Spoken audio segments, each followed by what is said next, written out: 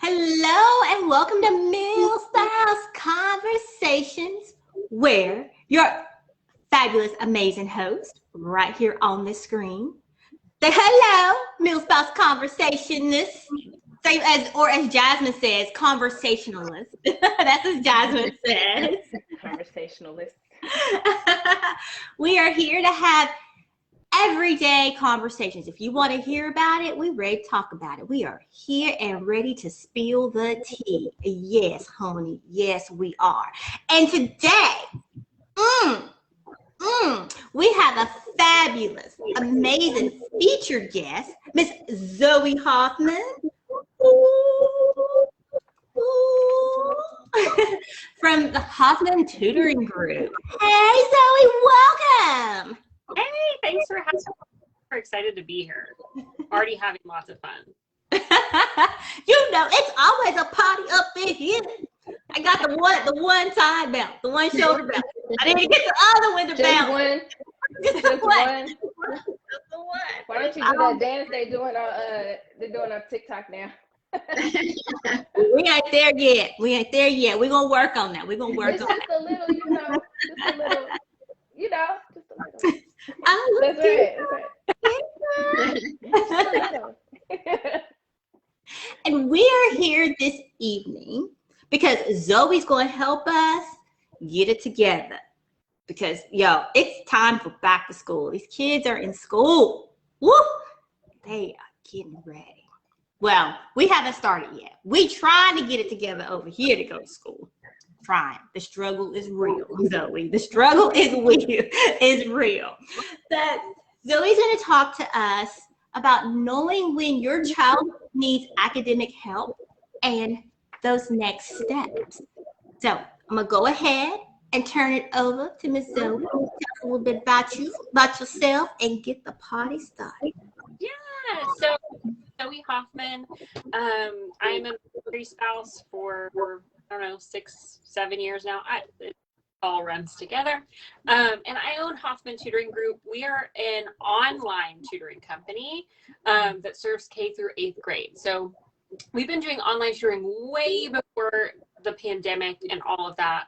I found that it was just a really great way for us to connect with students everywhere, and everybody just gets to stay home and comfy in their pajamas. And so why not, right?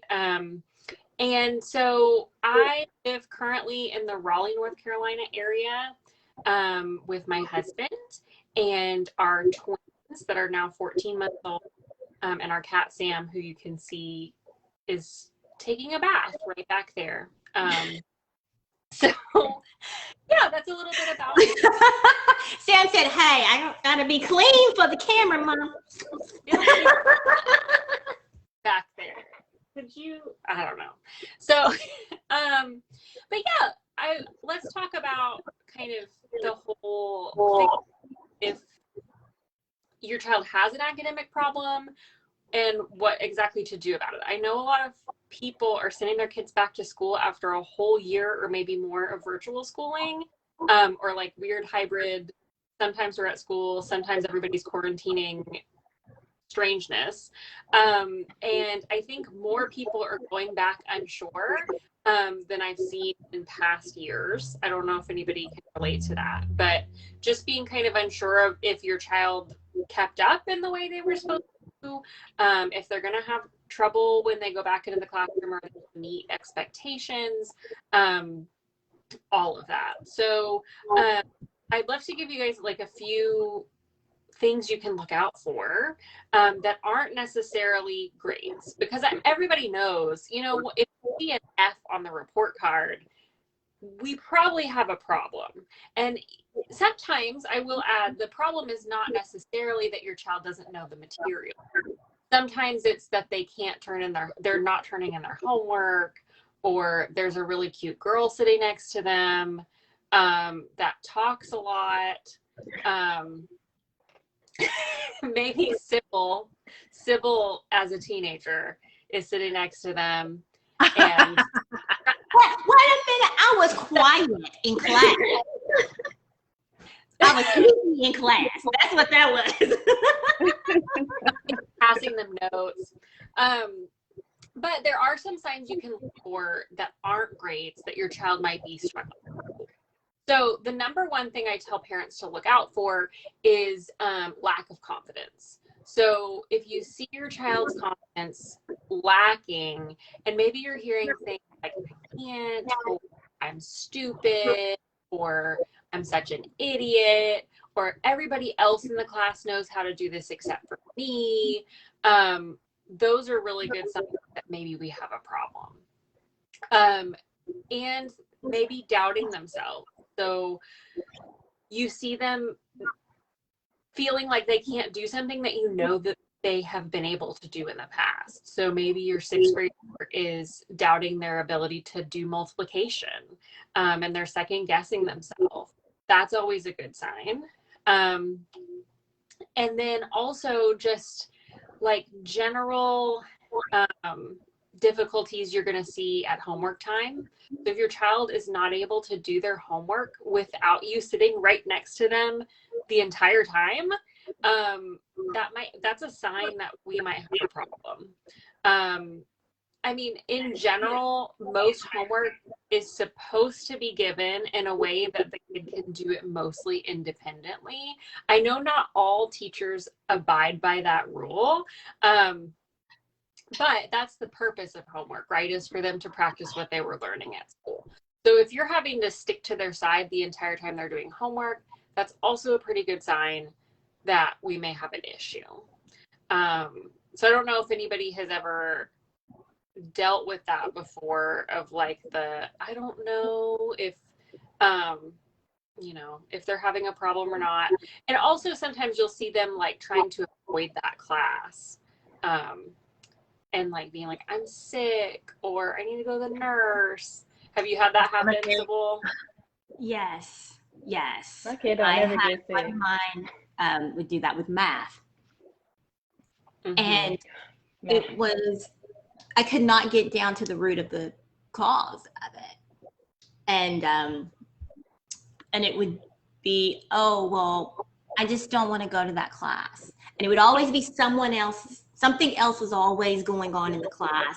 And I'm like, okay, you're doubting yourself. She knew the material, but it may have taken her 1 or 2 more minutes Mm-hmm. to get it compared to someone who was sitting next to her. But it's like, don't worry about that. And I see some girls too. It's like maybe they're fine and they actually do know how to do it, but girls are, I'm not trying to generalize along like gender lines, but tend to be more perfectionist. And it's like, if I can't do it right and fast and well the first time, then I'm bad at it. And they don't embrace that process of, especially in math, like, and that's what my specialty is. Like, I do preteen and teen girls in math. That perfectionist piece is what keeps them from being able to like be a problem solver and go back and rework the problem. And because they're, like you said, they're kind of focused on what everyone else is doing, which is not helpful at all. And two, like when they're hesitant to go to a class, I always tell parents to reach out to the teacher, because you may need some insight on whether that's academic or whether there's like some social things going on. Like friend problems, bully problems, maybe they got embarrassed in the class, that kind of thing. I'll chime in again on that. I have a comment on that one, because we had that situation when we moved. We had PCS from, I won't say from where to where, because I won't give it away of when this took place or which kid it was of mine. But there was the problem of how she was being taught in one location, and then moving to the new school and how things were being taught. But then there was also an issue that was going on inside the classroom with another child. And there was this distraction that was there. And so because the teacher was teaching a whole different style, because we went from non-Common Core to Common Core. And that was a big issue. So she couldn't focus in class because, again, as you were saying, there was this other child that there was a distraction. And it took us quite a while to realize that she was struggling in math because we had never really had that issue before, and getting down to that root cause. And yeah, it took a few emails back and forth with the teacher to figure that out and on it in. And then I had to learn how to do Common Core math myself. So I understood the struggle. Just because I'm old and right. It's totally different and hard. I did a whole master's program on it, and it was super difficult. Like, I don't know how they expect parents to help their kid with that. And so let's talk about you think there's a problem. Maybe you're seeing grades that aren't desirable to you. So now what? Now what do we do? Because I am kind of a believer in there is a right way and a wrong way to approach this situation. So I yelled. That's what I did. I fussed. I yelled like, whoa, and yes, banging on the table, like a whole tantrum as mom. Sorry, Zoe. Zoe's gonna get me. Where was the tantrum? Like a tantrum at home or a tantrum at school? Tantrum at home. Like yelling at my child and frustrated. And I'm gonna guess that's the wrong way. One that's not the It's probably not the best. It doesn't mean that that's how most of us feel, right? And I will point out, and I want to know what you guys think. I am almost 100% sure that school is a part of parenting that we don't really think about, that we bring our own baggage into. And so I think we think about that a lot with other parts of parenting. We think about discipline and emotions and all of that, but we don't normally think about school. So if you had some school experiences that were not great, maybe you're scared of teachers and like that kind of authority figure, or you were expected to hold this certain standard, and there were really no is, and so if you didn't hold that standard, then you were in trouble. There's all kinds of things that could have happened in your schooling that are now coming back up as your child deals with the same things. And maybe you're wanting to act like your parents acted, or you're just feeling really scared. And when you feel really scared, what happens? We totally flip out. Like, or at least that's how I act when I'm scared. And so you're concerned, you're maybe frustrated because you feel like your child is not doing what they're supposed to be doing. So like, how do we get to the bottom of it?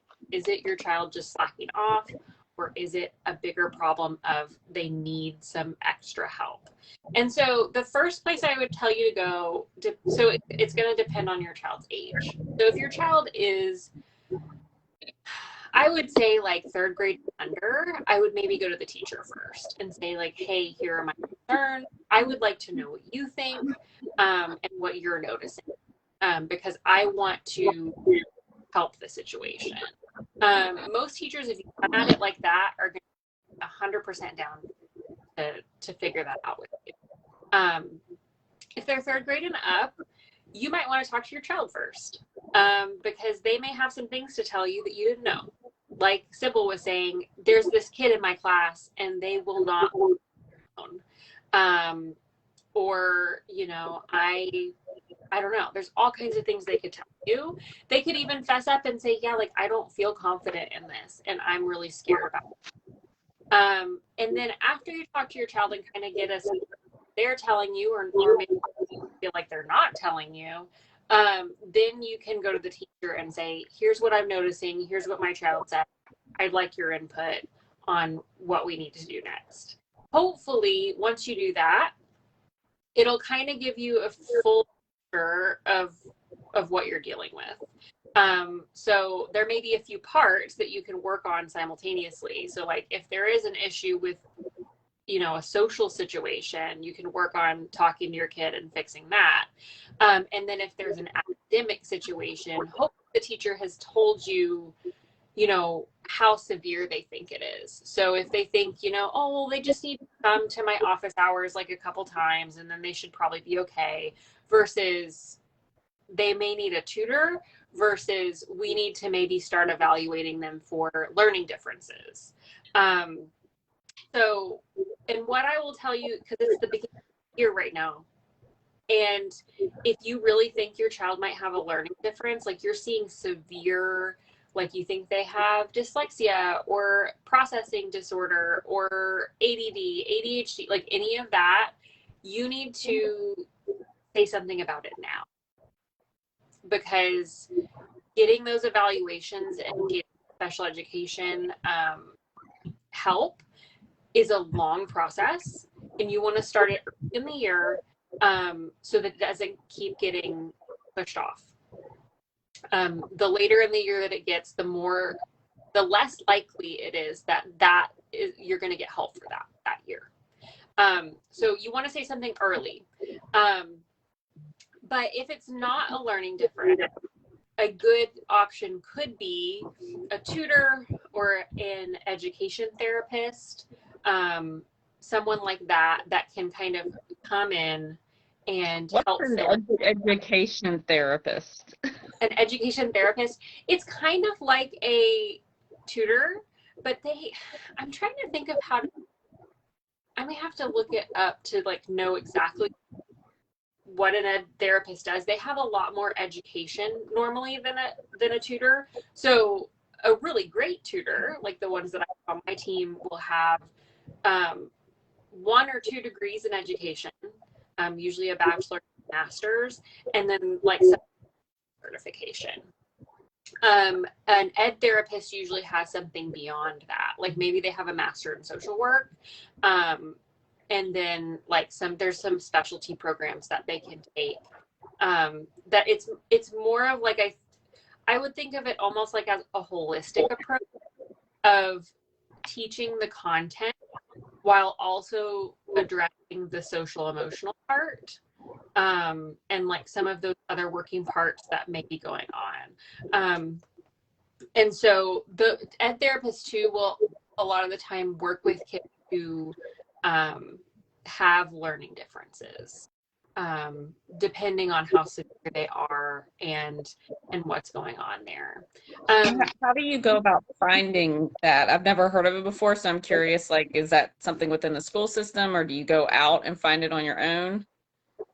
So normally you go out and find it on your own, like finding a tutor. So you would search that up in your area, or search up, I don't know how many online therapists there are. There's got to be some. I know some. But you would just kind of search it like you would for a tutor or any other kind of outside professional that you're looking for. Normally services that you get in the school, and I'm not an education advocate and I don't do this stuff in the school, so take everything I'm saying. Usually in the school, you're getting special education services from a teacher who like works in the school. That's an in-school service that you can get. Usually there's speech therapists that will work in the school, and sometimes occupational therapists that will work in the school. Other than that, I don't know of other people who come in to provide services within the school. Sometimes the school will let you bring your own professional in. So like I have gone into schools as a tutor. The parents me, I'm just going to meet the kid and pull them out of class for private tutoring. Usually only private schools will let you do that, just because of laws and things. So I have a question on that piece, because so is that a service that you offer? Because I know you said you're virtual, so you have tutors everywhere. Do all of your tutors do that? Would all of them go into the school if the approval of the school? So that's a really good question. So like when I was going into the school, I was physically. I've also gone in virtually. So in certain situations where kids are in a private school where maybe they are using different curriculums based on the kid, maybe they're doing a lot of online, we can go in. So like, I mean, because that's just them clicking a button and then we're there, which is cool. And I would love to I'm looking more and more into providing that in service of, you know, like they need this help during this period of time, so your child just log on and get it, or like an after school care, they can open up their laptop and there's their tutor and they can just go ahead and get it done. But it really depends on the policies of the school, and obviously those are hard policies for the school to write because they have to consider all of the situations and what their responsibility is, making sure that, you know, not letting some weirdo be on a screen in their school. Right. So I get it, like why most schools don't allow people to do that. But I think it'd be cool if more schools would. Like I had to ask, because I'm like, whoa, if this is something, if you guys offer this, like let's go ahead and let everybody know that they can just go right ahead and check you out now. Just saying. Are willing to work with schools. So if you are like that, contact your school, what they say, and then we'll get an email chain going and we'll try to figure it out.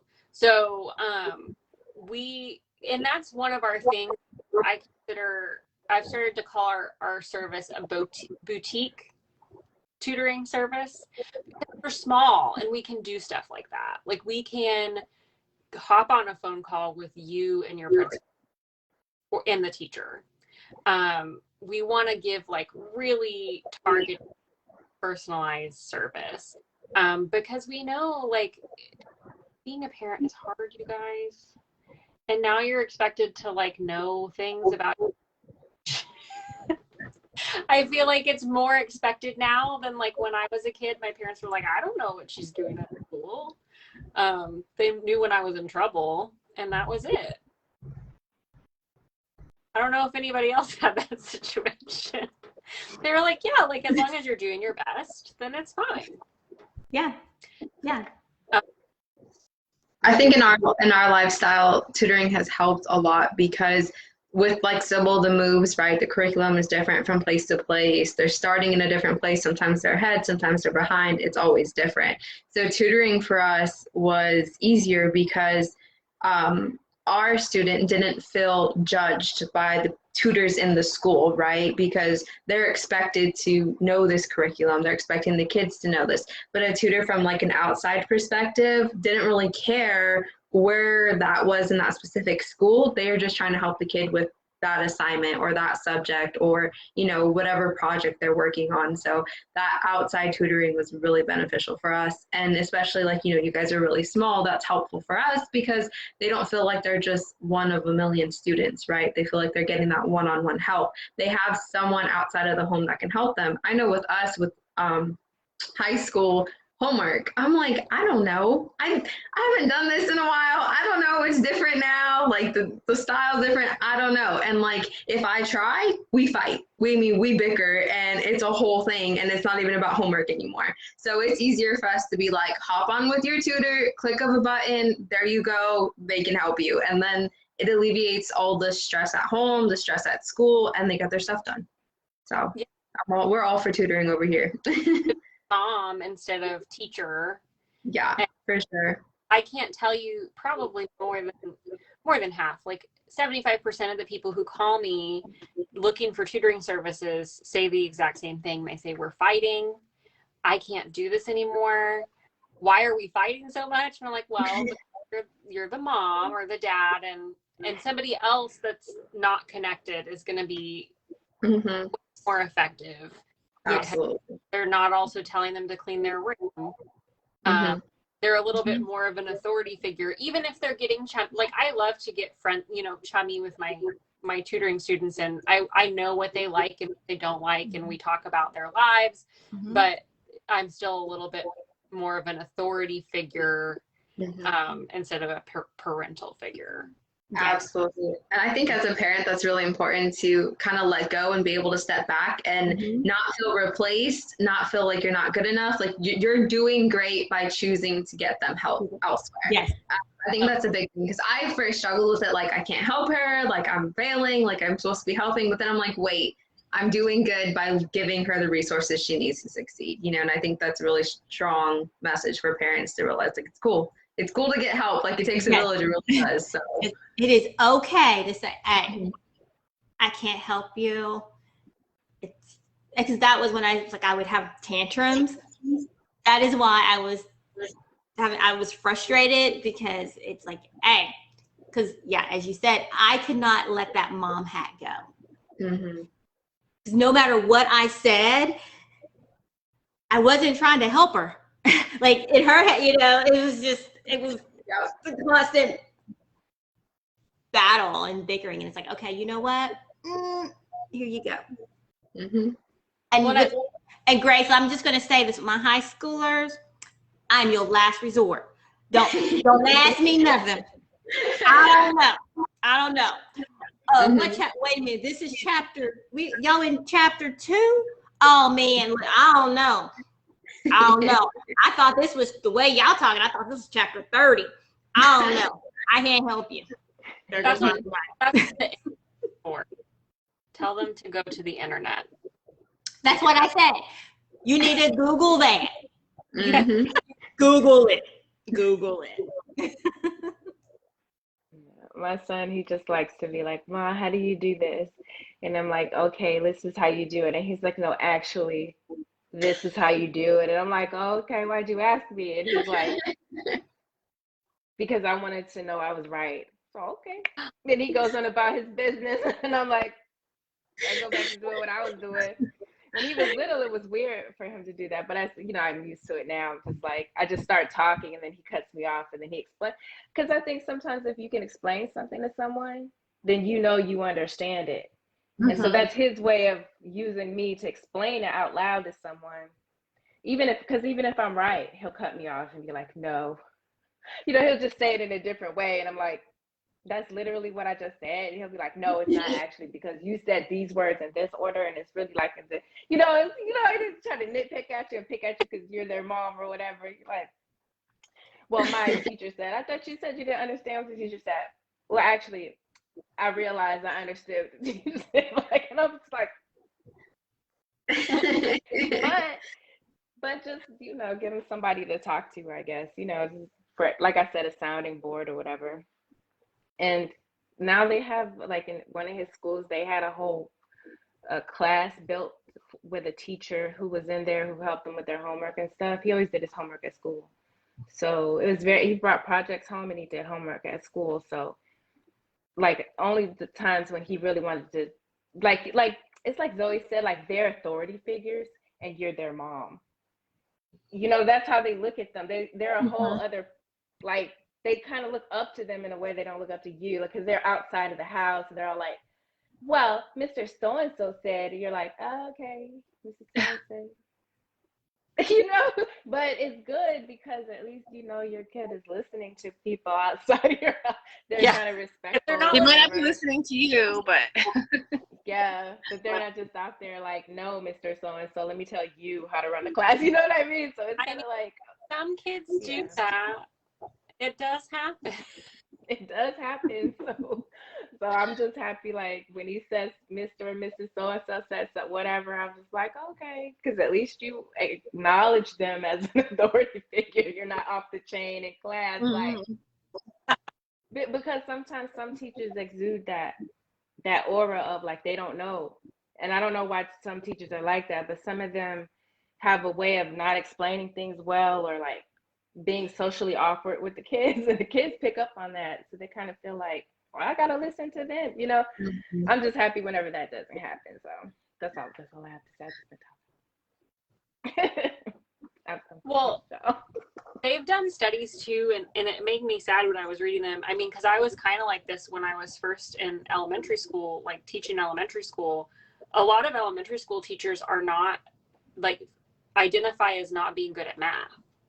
I've heard that. And they're not confident. And so when you're teaching something that you're not confident in, it can be really difficult. Common Core elementary school was awful. Here, and they pick up on it. It's like a shark or something. They know. They smell that blood in the water. All the class is ready to get the teacher. But Common Core was really difficult for a lot of the teachers. They would express. Well, we had one teacher. She would express to the children she didn't like it. She didn't understand it. She didn't know it. I'm like, girl, don't give up the boat like that. Like, don't tell them that. Don't tell them you don't. And so they really didn't like the class. They didn't like the Common Core. But then another teacher came in and they were fine with it. So I think teachers sometimes unknowingly shoot themselves in the foot because they want to talk to somebody too. And if they don't have anybody to talk to, they tend to talk to the students about the problems they're having. You know, some of them do. Because, you know, your kid will come home and you're like, why do you even know all this? You're like, my teacher said. Your teacher might need an educational therapist. You know, because sometimes they need help too. They're just human beings. They're trying to do something. Oh, we expect a lot from teachers, like a lot. So much. And that with the Common Core stuff, a lot of times they're switching out curriculums like way too fast, and they're not giving teachers like the stuff they need to be able to feel confident with it before they expect them to do it. And so then it's like, can you blame them for getting upset and maybe saying some things about it that they shouldn't to the kids, even though, you know, should definitely keep those problems somewhere else. And also teachers have a private life. You know, because I even had one of the teachers when we moved and there were the issues, and I saw there was issues, and I had emailed her. I wrote the email. I wasn't angry in the email. I even had my husband reread the email because I wasn't upset with the teacher. I just wanted to know what was going on and how to help. And I know I can be chatty. I'm chatty in person, and sometimes my emails get chatty too because I'm trying to be friendly. I'm trying to sound friendly in them. I need to get just direct to the point. And I went in and I sat down with her, and one of the first things that she said, thank you for not yelling or being upset with me and wanting to know how we can work together to help. And I was like, yes, I'm not upset. And I wasn't even really upset with my daughter at that. Well, I'll take that back. I was at first because it took a lot of getting the information from her about what was going on. Hey, if you need help, just tell me you need help. And I didn't see the homework at that time. Well, I take that back. I did see the homework. But we were just doing the homework, a standard algorithm. And that was why her grades were suffering, because she wasn't showing the work the way they wanted to show the work. But until I went in and sat and talked to the teacher, and we had a real conversation about, hey, look, I know you have the transcripts and you're seeing where she was coming. And this was elementary.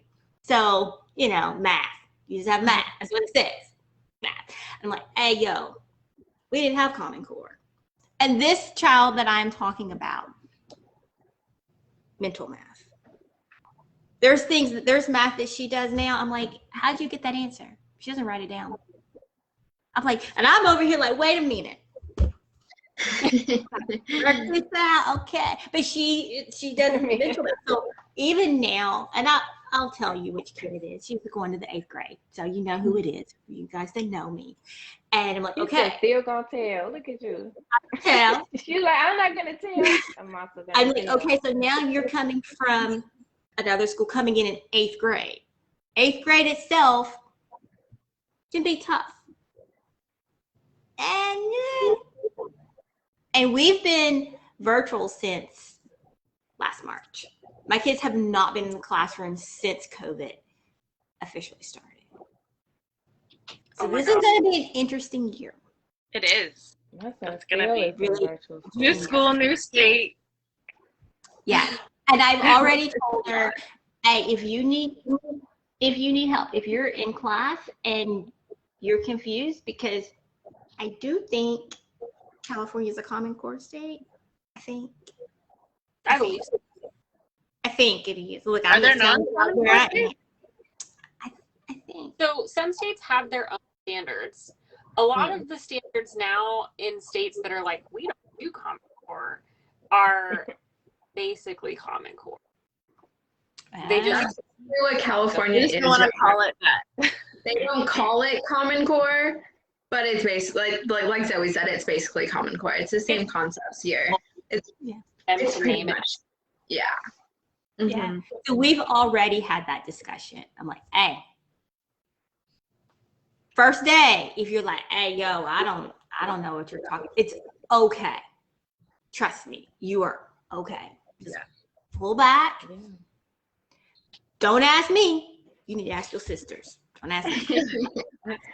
Don't ask They me. have to learn. I can do 8th grade math. I College. think.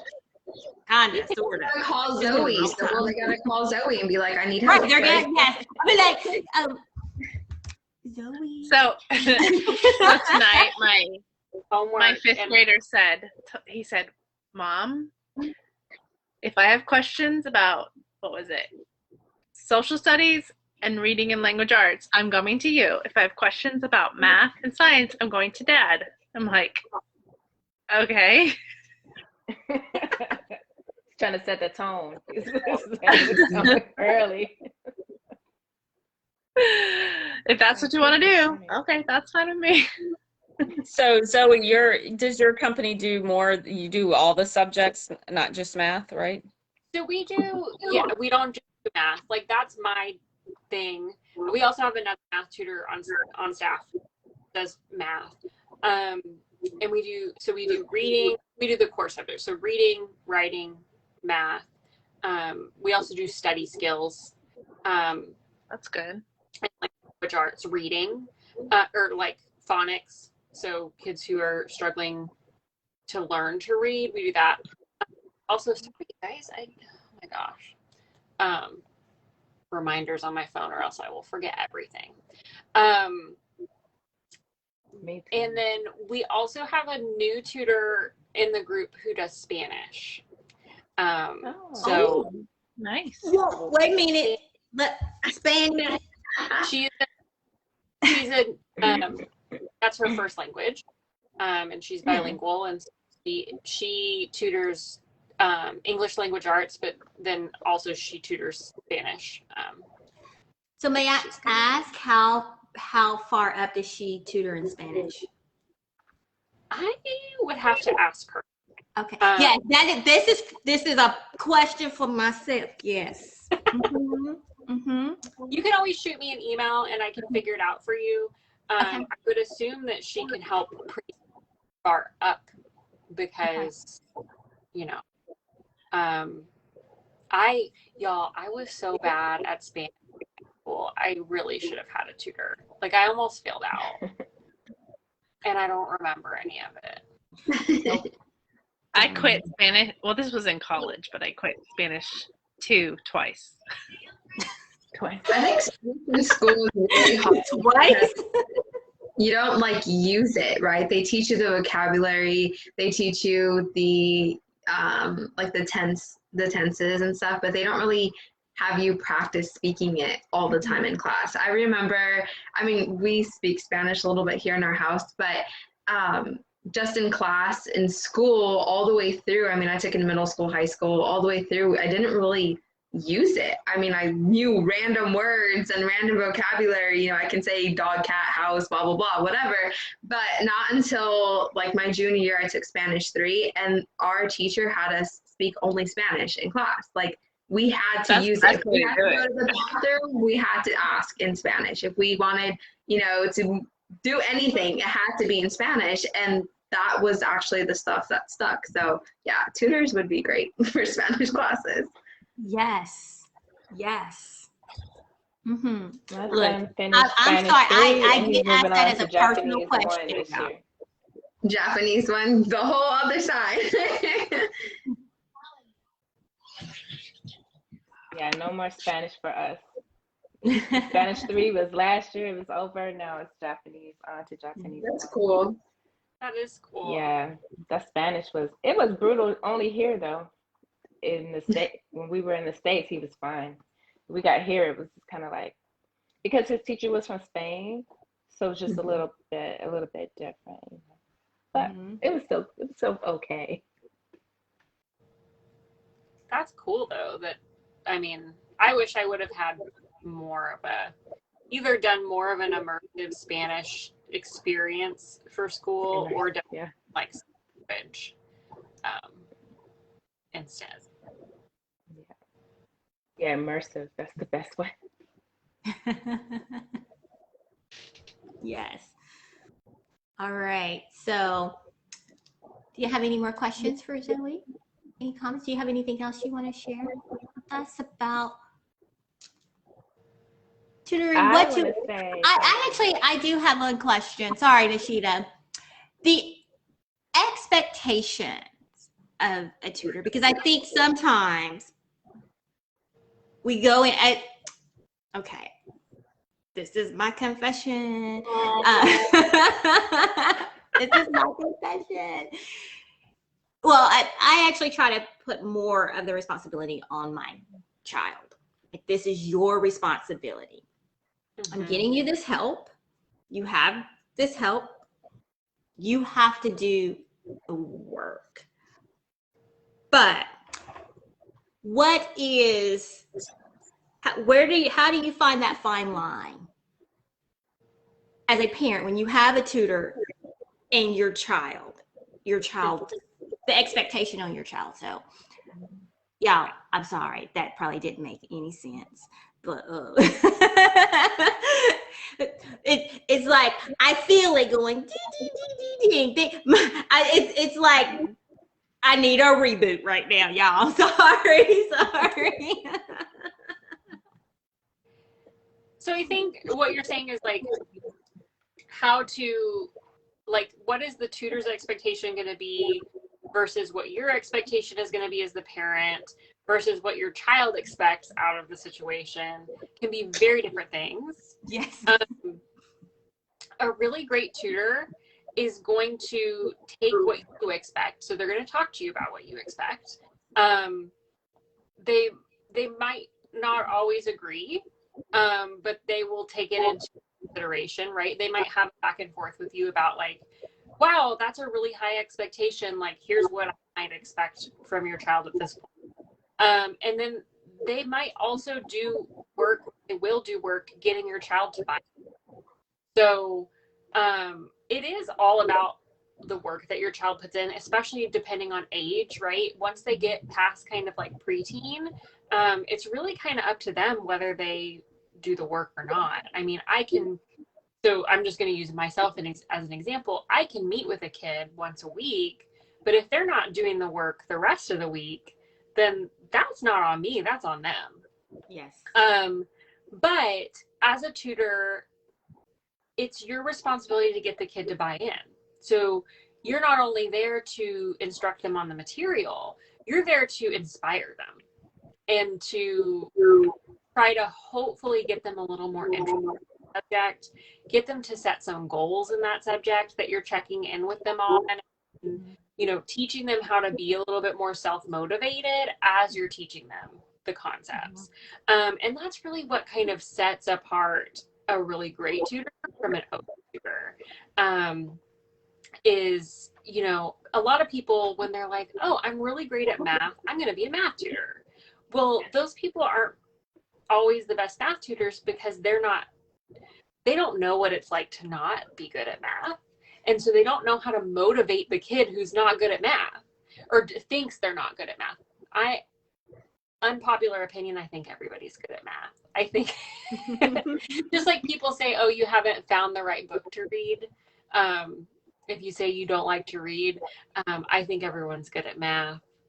They just haven't figured it out yet.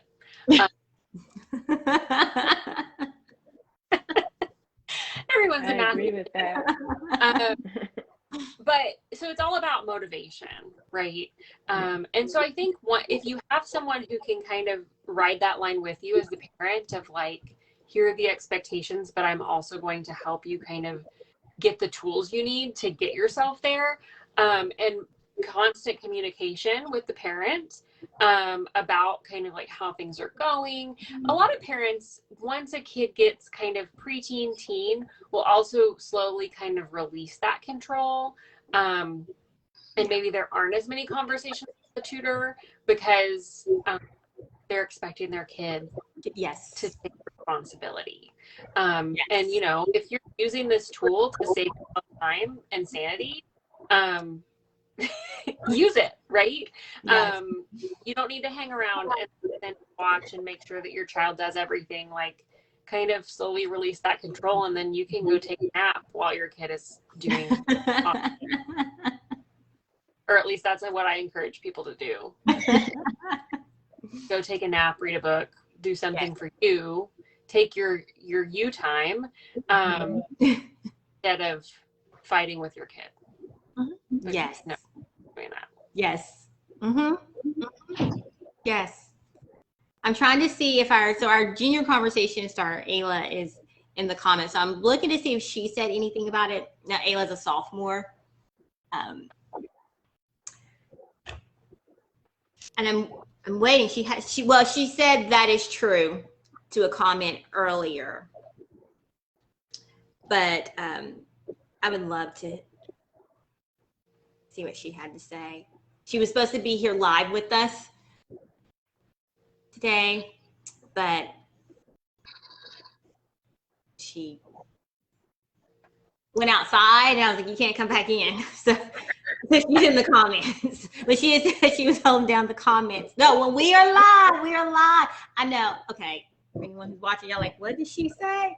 Hey, this is a talk show. When we go live, we own. You don't get to come in and out of the show. If you're not here when we go live. She's okay. She's cool. She's all right. All right. She's all right. Give my disclaimer. So if you are looking for a tutor, most definitely check out Miss Zoe and her team of tutors at Hoffman Tutoring Group.com. My tongue is like, la, la, la. She is also on Facebook, you guys, at Hoffman Tutoring, my R. Instagram, and she does some really great reels. I'm just saying. Right, that's what I wanted to say. I follow her on Instagram, and I love that page. I'm always like, oh my God, what are you gonna post next? Like, yes, that's what I wanted to say too. Man, I'm always on like Instagram, like looking for your posts. yes. If I get 100 more. I'm going to tell people this tomorrow. If I get 100 more Instagram followers, I'm going to do that dance, the like Applebee's dance. You know what I'm talking about? Oh, look, y'all go ahead because I want to see her do that dance. I want to see that dance. Yeah. Hoffman.tutoring.group. She is also on YouTube. She has her YouTube channel. So she is always sharing fabulous information to help you. I'm going to say help you through your academic journey with your kids, as well as helping you in life. Okay. Yeah. I'm a fan. I'm always. Yes. Yes. So check her out. go. Oh, Ayla just dropped your website in the comments. So Awesome. just go. Y'all can just go click on the link. Boom, go to her group, or go to her website, and she does consultations. Mhm. Correct. Yeah, people can schedule those directly from the website. Hop on a call with me and chat about what's going on with your specific kiddo. Yes. Yes. Sounds good. Yeah. Yeah. Anything else before we go? Look, I'm not trying to hurry y'all up. I'm not. Look, y'all like she went straight to the end. Y'all, I'm about to. Well, I'm hungry. I'm sleepy. I'm like, y'all, why did I get? Look, no, I'm hungry. Not hungry, hungry. I'm not hangry yet, but I'm hungry. Okay, did anybody else used to say hungry? I always said hungry as a kid. People used to Hungry. Hungry. Yeah, we said hungry. hungry. I'm hungry. Hungry. That has nothing to do with tutoring, but hey, you over here with the conversation starters at Mills Mouse Conversations with you. Now, you know what? So I'll bring that back around. That does go with tutoring, because if my teenager doesn't eat and she's trying to do homework, it's end game right there. And she's asking for help. I'm like, eat something, chill out, then talk to me, right? Because I'm angry while doing homework right there. So it goes hand in hand. Say yes. See, Grace always got to like, we're gonna break it up, but that is true though. It is true. Actually, Zoe, you did an Instagram post about that, I think. I've done a lot of, so this week actually on our page we're talking about nutrition, and like feeding your kids so that they will actually do the work, because like if you're hungry, it's not happening. We're interviewing a nutritionist who's also a military spouse, Heather Campbell, on Friday. So she's gonna tell us a lot of good, super easy things we can feed our kids. And yeah, I mean, the struggle's real with feeding kids snacks, because I don't know. We just eat a full meal right after I go pick them up. We go get food. Like, that's it. What you want to eat? I'm hungry too, you know. So yeah. Cause snacks. My son's like 16, he about to be 17. A snack? Like, what is that? He's like, I'm gonna need a lot of food. Like, so yeah. You're right. I'm just learning how to do the snack game because my kids are so small. Oh yeah, when they're little, yeah. More food. Yeah. How much? Like, so many snacks, guys. Yes. I had a purse full of snacks when my son was little. Like, half my bag was snacks. Yeah, that's all my kids eat.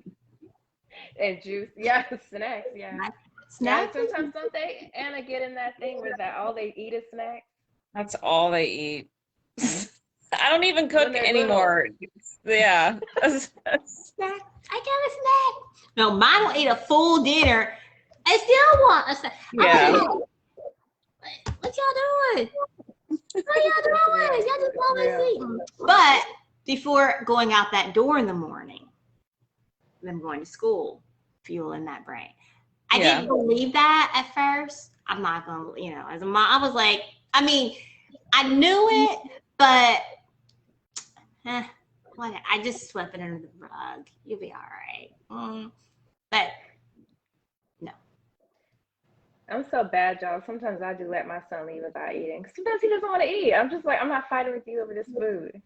Because they have vending machines at school now with sandwiches and all this kind of stuff in it. So he just has money. Or sometimes they have breakfast at school. They sit down with their friends if they get there early enough. So I'm like, I'm not arguing with you over some food in the morning. It's bad enough I'm yelling at you about the time you left. Like, it's too much. He needs to be calm down and sit down somewhere and just drive the car. Mine are older. I'm like, hey.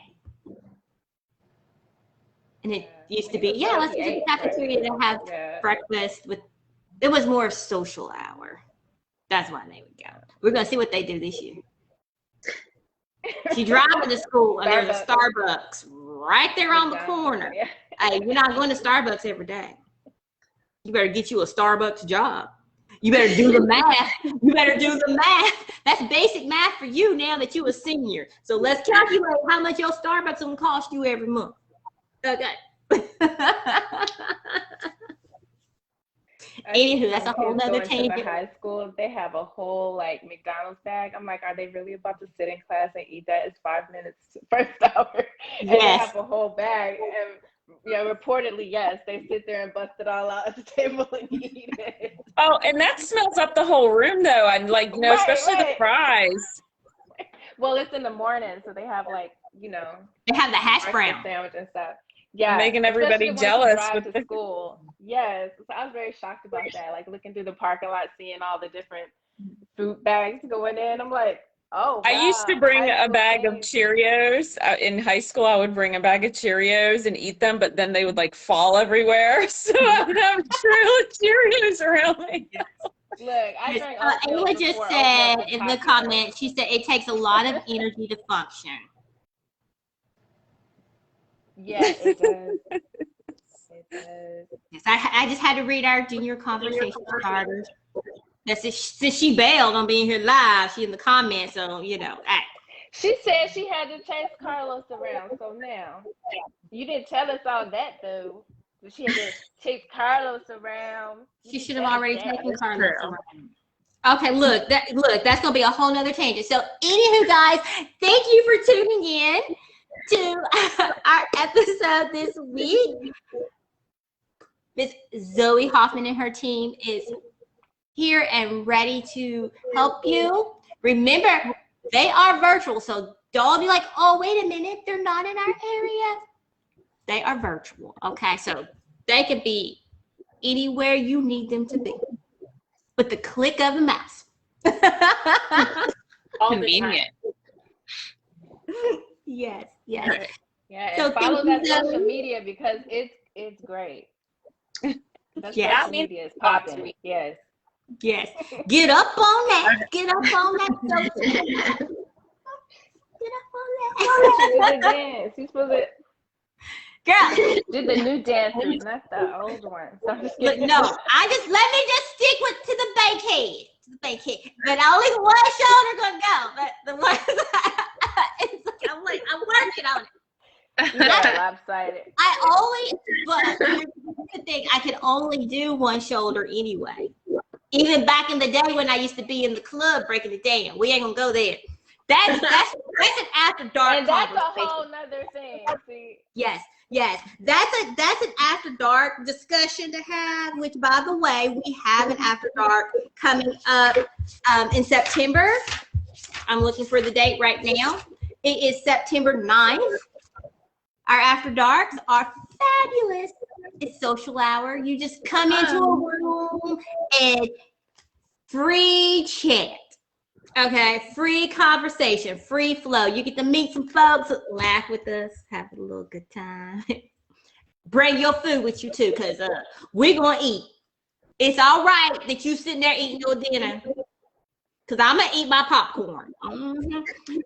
Because I'm waiting for the tea. Because that is what we did. No, not like that. But we spill the tea, meaning we are here to talk about whatever it is you want to hear about. Sometimes we get carried. Well, no, we're not gonna say sometimes. All the time we get carried away.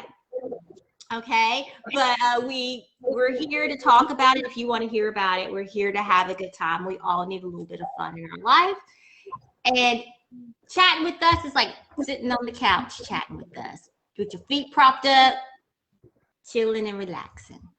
We need that. We need a little bit of that in our lives. Just saying.